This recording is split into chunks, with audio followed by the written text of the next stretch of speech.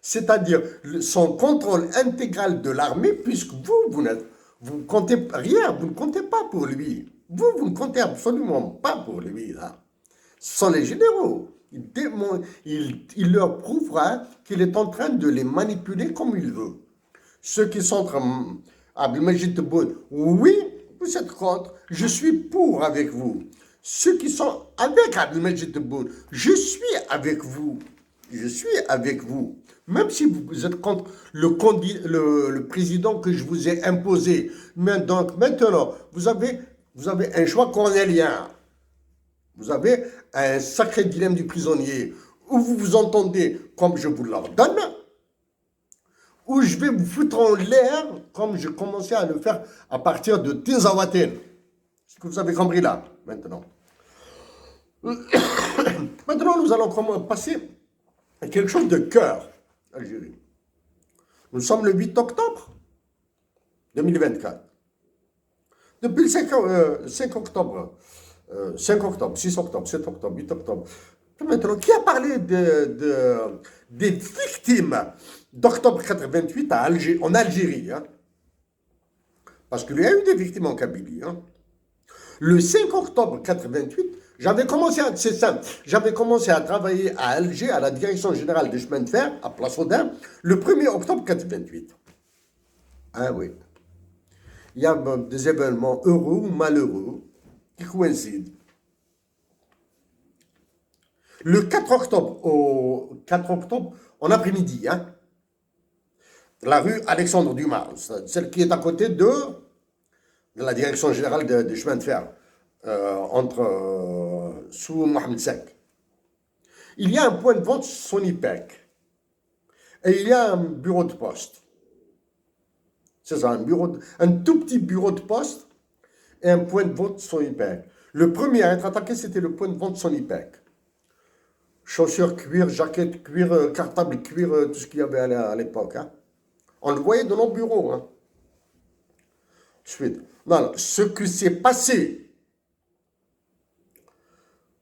à Harrach, comment ça s'appelle?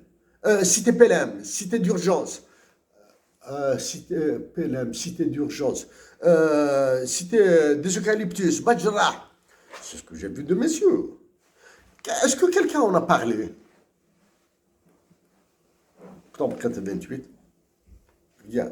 C'est comme ça qu'on massacre une nation, qu'on massacre un peuple. Est-ce que quelqu'un a parlé de la torture durant les événements d'octobre 88? Ok? Est-ce que quelqu'un a parlé de ce qui s'est passé à Place des Martyrs? Octobre 88. Est-ce que quelqu'un a parlé de ce qui s'est passé à Bellecour? Belouizdad. Octobre 88. Et tout ce qui a dégénéré après 88, ensuite la révision de la Constitution de 1989, ensuite 90, etc. Ça, c'est un élément. Deuxième élément.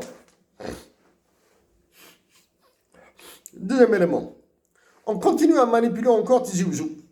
Tizi Ouzou et Béjaïa sont l'objet de manipulation extrême. Il y a les Kabyles, il y a les frères d'Algérie, là.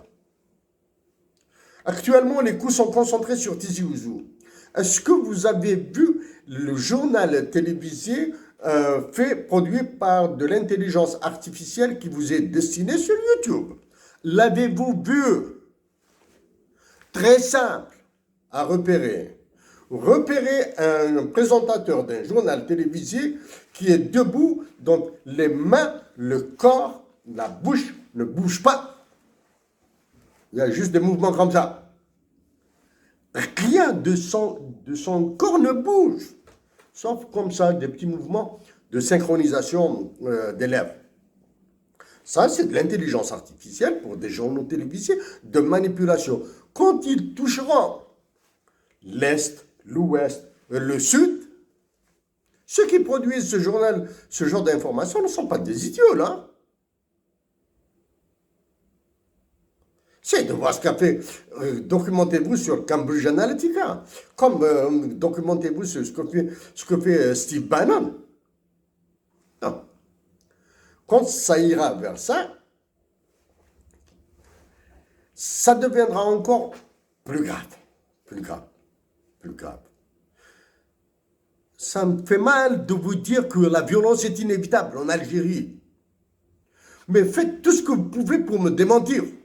C'est-à-dire, faites de votre mieux pour éviter toute violence que vous pouvez éviter.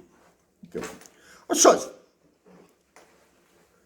Après les résultats proclamation de l'élection présidentielle, l'occupant de la conciergerie de Macron officialisé,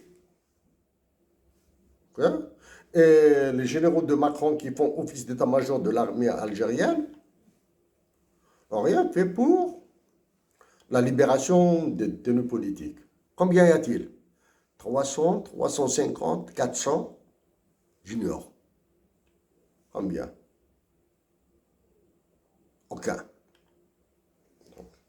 Est-ce qu'il y a eu un apaisement? Non. Le dernier élément maintenant pour clôturer, j'ai attendu exprès le sommet de l'OIF, l'Organisation internationale de la francophonie. À mes compatriotes du Canada, évitez un petit peu là, évitez d'aller dans des jeux politiques très complexes hein, au Canada. Au Canada même, hein. Moi je m'en fous. Moi je m'en fous, je le fais. Mais vous pouvez éviter. Okay. Le dernier sommet de la francophonie, le compte rendu et la déclaration finale est attendu que, vu que, constatant que, suggérant, il n'y a pas suggérant que, Emmanuel Macron vous donne des ordres. Troisième mot sur l'Algérie.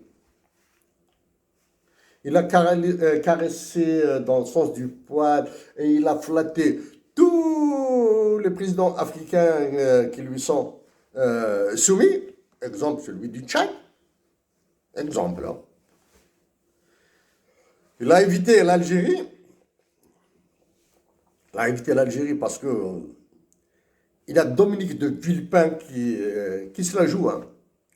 Les mots de Dominique de Villepin sont très, très intéressants à écouter.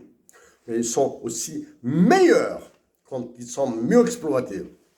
Dominique de Villepin, comme ça, on a marre de cette France d'Emmanuel Macron. Emmanuel Macron a fait taire toute l'élite française. Je pense d'abord à Jacques Attali, Alain Menck. Il les a fait tous taire. Et le passé de Dominique de Villepin avec Jacques Chirac à l'ONU, avec ses bagarres avec Colin Powell, etc., c'était légendaire. Mais tant qu'il est ignoré par Emmanuel Macron, il continuera. Dominique de Villepin aimera toujours la France avant d'aimer l'Algérie. Ok? Dominique de Villepin aimera d'abord la France avant d'aimer l'Algérie. Et il aimera toujours la France plus que l'Algérie. Donc, évitez d'aller dans de désespoir, etc. Donc, le sommet de l'OIF, l'Organisation internationale de la francophonie, parce que l'Algérie n'est plus membre, parce que n'est pas membre, mais elle est esclave d'Emmanuel Macron. Okay? Je vous parle en français. J'aurais probablement pu parler en anglais. زعما غادي نمشي للتقبيليت يعني سنا تقبيليت استطيع ان اتكلم العربيه ما استطيع شرحه. Donc maintenant le sommet de l'OIF, lisez le compte rendu et le communiqué final. Allez voir Emmanuel Macron dans toute sa splendeur de domination. Le mégalomane, hein, mégalomane. Mais il est un mégalomane hyper intelligent.